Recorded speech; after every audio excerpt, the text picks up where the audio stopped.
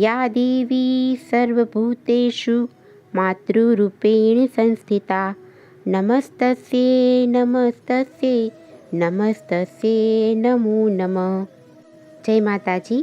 આ વિડીયોમાં આપણે મા જગદંબાની આરાધનાનું પર્વ એટલે નવરાત્રિનું મહત્ત્વ, જવારારોપણ, ઘટ સ્થાપન, નવરાત્રિમાં દીવાનું મહત્ત્વ, ગરબાનું મહત્ત્વ, નવરાત્રિ પૂજન આરાધના તેમજ નવદુર્ગાના નવ સ્વરૂપ, તેનું પૂજન અને તેના ફળ વિશે જાણીશું. મા જગદંબાની આરાધનાનું વિરલ પર્વ એટલે નવરાત્રિ. જગદંબાની ઉપાસના સમસ્ત ભારતમાં વ્યાપક જ છે. ભિન્ન ભિન્ન સ્થાનોમાં પોતપોતાની રુચિ પ્રમાણે તેના સ્વરૂપોની આરાધના થાય છે. હૃદયની શુદ્ધ ભાવનાથી અનન્ય ભક્તિ અને શ્રદ્ધાપૂર્વક ભક્તો શક્તિ સ્વરૂપા જગદંબાની આરાધના કરે છે. પ્રાતઃ સ્મરણમાં આદિ શંકરાચાર્યે જે 5 દેવનો ઉલ્લેખ કરેલો છે તેમાં શક્તિનું પણ સ્થાન છે. શક્તિ પૂજા ભારતમાં અત્યંત પ્રાચીન છે. વેદમાં અદિતિની સર્વ દેવોની માતા તરીકે સ્તુતિ કરવામાં આવી છે. લક્ષ્મી સંપત્તિની દેવી, સરસ્વતી વિદ્યાની દેવી અને કાલિકા શક્તિની દેવી તરીકે પરંપરામાં પૂજાય છે. શ એટલે ઐશ્વર્યનું વચન છે અને તિ એ પરાક્રમ છે. ઐશ્વર્ય અને પરાક્રમ આપનાર હોવાથી તેને શક્તિ કહેવામાં આવે છે. દેવોની આરાધનાથી અને સંકલ્પ બળથી પ્રગટેલા માની આરાધનાના 3 સ્વરૂપો છે: મહાકાલી, મહાલક્ષ્મી અને મહાસરસ્વતી. તે ઉપરાંત જગતમાં ઉદ્ભવેલી અન્ય માતૃકાઓ પણ વિવિધ નામો સાથે શક્તિ સ્વરૂપે જ પૂજાય છે. આમ શક્તિ પૂજા એ આપણી સંસ્કૃતિની પરંપરા રહી છે. નવરાત્રિના આ નવલા પર્વમાં શક્તિ સ્વરૂપા મા જગદંબા પ્રત્યે શ્રદ્ધા ભક્તિ ધરાવનાર પ્રત્યેક વ્યક્તિ ભાવવિભોર બની માની આરાધનામાં સહભાગી બને છે. હિન્દુ ધર્મશાસ્ત્રોમાં આસો, ચૈત્ર, અષાઢ અને મહા એમ 4 નવરાત્રિનો મહિમા ગવાયો છે. તેમાં આસો નવરાત્રિનું મહત્ત્વ અધિક છે. શ્રીમદ દેવી ભાગવતમાં પણ કહેવાયું છે કે આ નવરાત્રિ વ્રતનો મહિમા અનન્ય છે. આ વ્રત એક અમોઘ શસ્ત્ર છે અને શક્તિ પ્રાપ્ત કરવા માટેનું એક દિવ્ય વિધિ વિધાન છે. આ એક પરમ કલ્યાણકારી વ્રત છે. નવરાત્રિના દિવસો દરમિયાન ભાવિક નરનારીઓ નવરાત્ર વ્રત વિધિ શક્તિની આરાધના કે ઉપાસના કરે છે અને તે પાછળનો હેતુ રિદ્ધિ સિદ્ધિ પ્રાપ્ત કરવાનો કે પોતાની મનોકામના પૂર્ણ કરવાનો હોય છે. વિશ્વંભરીના ચરણે શરણે જવા માટે આ વ્રત એક સોપાન સમાન છે. જેના પ્રભાવથી સર્વ પાપો નાશ પામે છે, તેના શત્રુઓ ધ્વંસ થાય છે અને આધિ વ્યાધિ ઉપાધિ ટળી જતાં સુખ શાંતિ પ્રાપ્ત થાય છે. હવે આપણે જવારારોપણની વિધિ જાણીશું. માતાજીના ભક્તો આસો સુદ એકમના દિવસે ધન અને ધાન્યની અભિવૃદ્ધિના ભાવ સાથે જવારાનું રોપણ કરે છે. માટીના એક મોટા કોળિયામાં કાળી માટી નાખીને નવધાન્યને વેરી દો અને તેને માતાજી સમક્ષ મૂકી દો. ત્યારબાદ જળ છાંટીને તેની પંચોપચારથી પૂજા કરો તથા દરરોજ 9 દિવસ સુધી તેના ઉપર પાણી છાંટી અને તેનું જતન કરવું. જવારાઓ કે જવ માંગલિક અને વર્ધનશીલ હોય છે. જવારા કુંભ સહિત માતાજીની મૂર્તિ કે યંત્રની દરરોજ શાસ્ત્રોક્ત વિધિ અનુસાર યથાશક્તિ પૂજા કરી 9 દિવસ સુધી ચંડી પાઠ કરવો. હવે ઘટ સ્થાપન કે કળશ સ્થાપનની વિધિ જોશું. નવરાત્રિમાં ઘટ સ્થાપન માટે સૌપ્રથમ મંગલકારી શુભ મુહૂર્તમાં ઘરના દેવાલય કે અનુકૂળતા મુજબ જે જગ્યાએ ઘટ સ્થાપન કરવાનું છે તે જગ્યાએ ગંગાજળ છાંટી સફેદ માટી અને ગાયના છાણથી લીપણ કરી અને પવિત્ર કરો. તે જગ્યા પર બાજોઠ ઢાળી બાજટને લાલ કે લીલા રેશમી વસ્ત્રથી આચ્છાદિત કરી અક્ષત એટલે કે આખા ચોખા ખંડિત ન હોય તે પાથરી તેના સ્થાપન ઉપર અષ્ટદળ કરી તેમાં કુળદેવી કે મા જગદંબાની મૂર્તિને પંચામૃતથી સ્નાન કરાવીને સ્થાપિત કરાય છે. જો મૂર્તિ ન હોય તો 9 મંત્રયુક્ત યંત્ર સ્થાપવું અને પીઠ પૂજા માટે 5 પલ્લવથી યુક્ત કરેલા જળ ભરેલા કળશ ઘડાનું પૂજન અર્ચન કરી સ્થાપન કરવું. એક શ્રીફળ છોલ્યા વગરનું લાલ કોરા વસ્ત્રમાં લપેટીને માતાજીની જમણી બાજુએ રાખવું. ઘડામાં પૂજન અર્થે કંકુ, ચોખા, ફૂલ, અબીલ, ગુલાલ, સિંદૂર, હળદર, સોપારી, લીલી ધરો અને સવા રૂપિયો પધરાવી અખિલ બ્રહ્માંડમાં જળ અને ચેતન સર્વ પરિબળો સમન્વિત સમગ્ર વિશ્વ આપણું કલ્યાણ કરે, રક્ષણ કરે તે માટે બે હાથ જોડી કુળદેવીનું સ્મરણ કરીને પ્રાર્થના કરવી. હવે નવરાત્રિમાં અખંડ દીપકની આરાધનાનું મહત્ત્વ જોઈએ.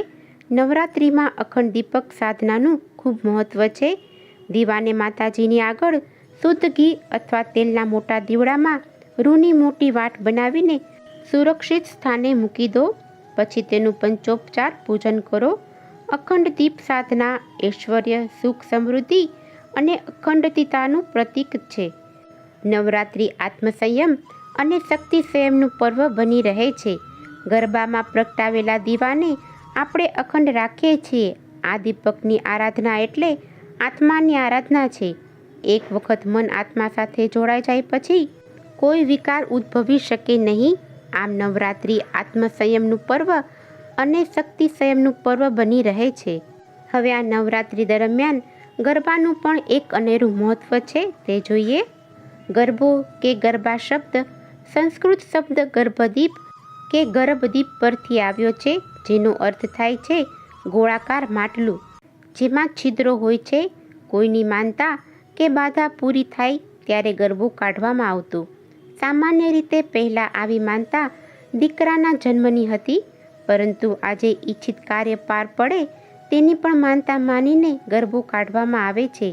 ગરબા માટીના, ત્રાંબાના, ચાંદીના હોય છે, જેમાં દીવો મૂકવામાં આવે છે અને સ્ત્રીઓ માથા પર ઉપાડી માતાજીને ગોળ ગોળ ફરતા ફરતા ગરબા રમવામાં આવે છે.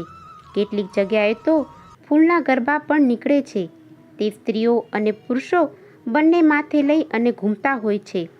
સમગ્ર ગુજરાતમાં કેટલાક ગામડાઓ અને શહેરો એવા છે કે જ્યાં નવરાત્રિમાં નહીં પરંતુ દિવાળીના દિવસથી લઈને લાભ પાંચમ સુધી અનેરા ગરબા થાય છે. તેને સામાન્ય રીતે માંડવી કહેવામાં આવે છે. માંડવી એટલે માતાજીનું એક પ્રકારનું મંદિર જેની ગોળ ફરતે ગરબા રમવામાં આવે છે. હવે આ નવરાત્રિ દરમિયાન નવરાત્રિ પૂજન અને આરાધના કેવી રીતે કરવું તે જોઈએ. નવરાત્રિનું પૂજન કરતાં પહેલાં સાધકે ગણપતિજીનું સ્મરણ કરીને પૂજાનો આરંભ કરવો. જવારા, કુંભ સહિત માતાજીની મૂર્તિ કે યંત્રોની દરરોજ શાસ્ત્રોક્ત વિધિ અનુસાર સ્વયં અથવા અધિકારી આચાર્ય પાસે યથાશક્તિ પૂજા કરવી અથવા કરાવી. પ્રતિદિન ચંડી પાઠ કરવો અથવા કરાવવો. 9 દિવસ સુધી શક્ય હોય તો એક કુમારિકાનું પૂજન કરી દરરોજ એક કુમારિકા વધારતા જઈ નવદુર્ગાના પ્રતીક સમાન 9 કુમારિકાઓને પૂજી દરેકને વસ્ત્ર, અલંકાર, દક્ષિણા અર્પણ કરી ભોજનથી તૃપ્ત અને પ્રસન્ન કરવી અને શ્રેય માટે પ્રાર્થના કરવી.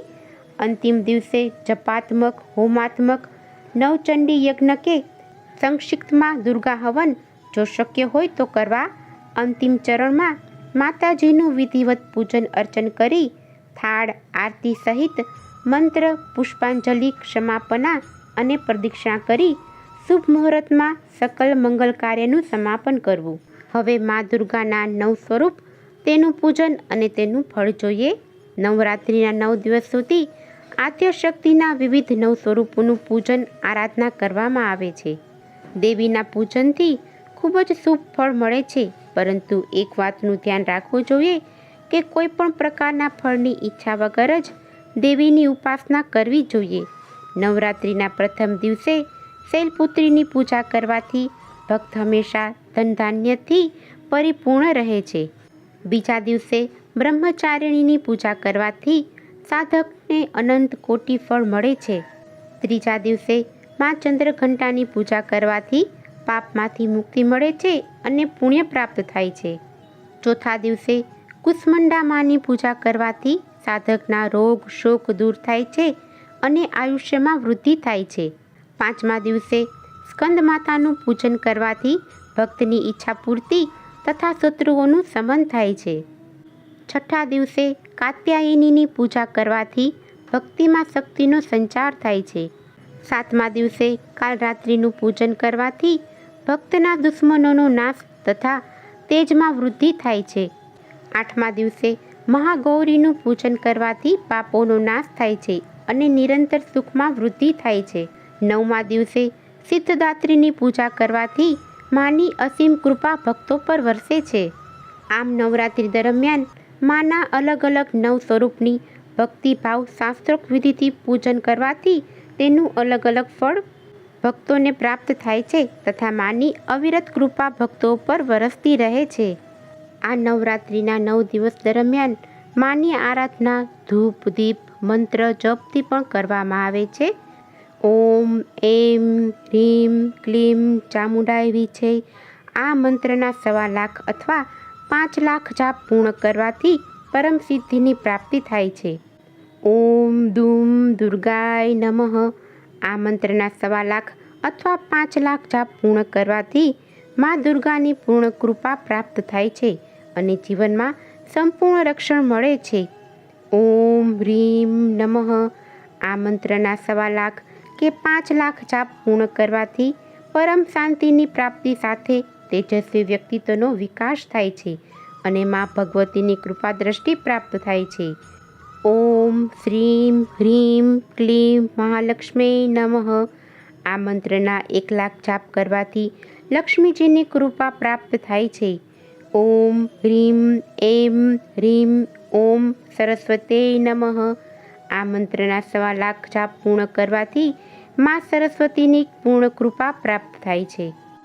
આમ નવરાત્રિના 9 દિવસ દરમિયાન માતાજીના અલગ અલગ સ્વરૂપની વિધિસર ભક્તિભાવથી પૂજન અર્ચન અને મંત્ર સહિત પૂજા કરવાથી તેની અસીમ કૃપા દ્રષ્ટિ આપણા ઉપર વરસતી રહે છે. બોલો જગત જનની મા જગદંબાની જય, નવદુર્ગા માતની જય.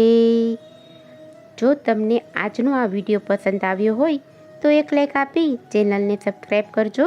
આજનો આ વિડીયો સાંભળવા બદલ આપનો ખૂબ ખૂબ આભાર. જય માતાજી.